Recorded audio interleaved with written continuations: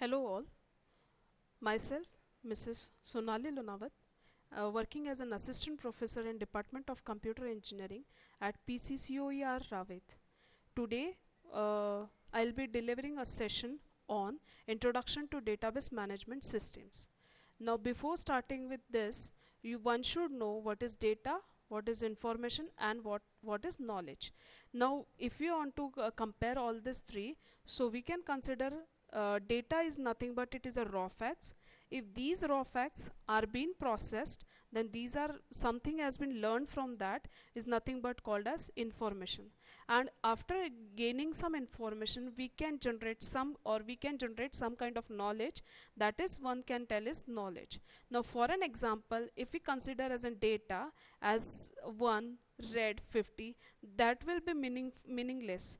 If suppose I tell like that is roll number is 1, red is a color, then we can achieve some kind of information that some student is having roll number 1 and something is been red color. And if suppose the sentence is been defined like red color house is there, then we can define that knowledge that house has a red color. Hence we can define what is data, information and knowledge.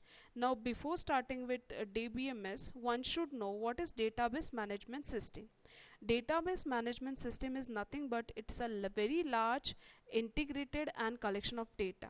Now for an example, if you want to model a real world enterprise, like suppose we can have a collection of entities and relationship.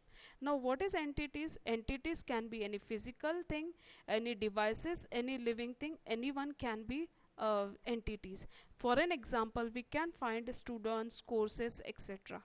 Relationship is nothing but who these entities, how they are related with each other. If suppose for an example, student is an entity and courses is an entity. If Arjun is taking a course that name is CS564, then we can define that this is how two entities are related with each other. Now a database management system is nothing but it is a software package designed to store and manage database, but that should be correlated with each other. Now why to use a database management system? Before database management system, we used to use file system. Now there are lots many problems we suffered in file system, so we are going for database management system. First problem is data redundancy and inconsistency. Data redundancy is nothing but same data is repeated in multiple times. In that repetition of data is nothing but we can call this data redundancy. Inconsistency data, that data is not consistent, data is not properly stored. So these are the problems we faced in file systems. So there may be possibility that two users are maintaining same file data for different applications, so there will be miscommunication with these two files. So due to these problems, will be getting we got a path to implement a database management system. The next problem comes is data sharing. Now file sharing does not allow too complex data to be shared, so whereas database management system can do it as in centralized system. Then next problem occurs is data concurrency. Concurrency meaning if one person is writing something, another doesn't have rights to change that file, but in file system we cannot manage this. So due to this, anomalies may occurs and there may be loss of data. Then next is data searching problem.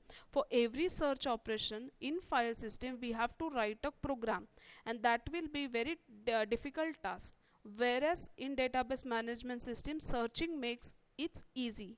Then next problem arises is data integrity. There may be cases where some constraints need to applied. Like suppose I want to check that roll number 1 to 20 should be entered in my file, but that will not be possible in file system. We have to write extra code for that. So we have to use database in database management system. Inserting become easy because while inserting a data, we can apply some constraints. Now that's what the reason we we people are more focusing on database management system rather than working on file system. Now, why one should have to study databases? Now people have shifted themselves from computation to information, and dataset is increasing in diversity and volume day by day. So one should be more acquainted with database management system. If you find industry needs, for every interview you'll be finding that they will be asking, are you comfortable with databases? Though then the chances of selection is more, because now everybody is working for big data and all things, and data sciences. Now data models, next topic comes is data models. Now one has clear what is database management system, then how this database management system works. The main pillar for working with this database management system is nothing but data models. A data model is nothing but collection of concepts for describing data. Now many different model are present, we'll be going to learn in upcoming videos. Now data models are nothing but how this data can be pictorial represented, so that one can work on database management system. Next terminologies one should know while working with database management system is a schema. Now what is a schema? It's a description of a particular collection of a data using a given data model. We'll be seeing how to write schema in my upcoming video. Now next comes is how the database management system works. It has three levels of abstraction. Then what is abstraction? Abstraction is nothing but required part is visible and detailed description of the required part is hidden from the user.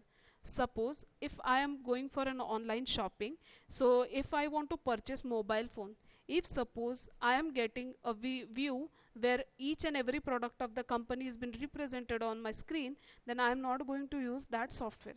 So what is happening is, as per customer's need or view, one should have to display the content. Like if I am dealing with mobile phone things, so that product only should be displayed on the screen. So what it says is level of abstraction. So the first level is nothing but view level. So each user has different views. So if you'll find in this diagram, you'll be getting there are n number of views. So as per user need, the view will be changed.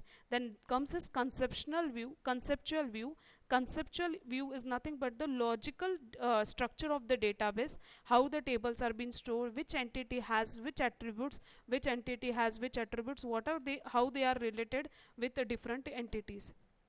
And last comes with the physical schema. Physical schema is nothing but how the files are being actually stored in the database and how the indexes are being applied. Next comes is data independence. Applications are insulated from how data is structured and stored. So there is two level of independence, and this is the biggest most feature of database management, that if one should change in logical data, independence says that protection from changes in logical structure of data. And if you talk about physical data independence, it deals with protection from changes in physical structure, meaning one, if changes on physical level will not be affected on logical level, and if one is changing on logical structure, that is not going to affect on physical structure. That's it for this. We'll be coming with next video very soon.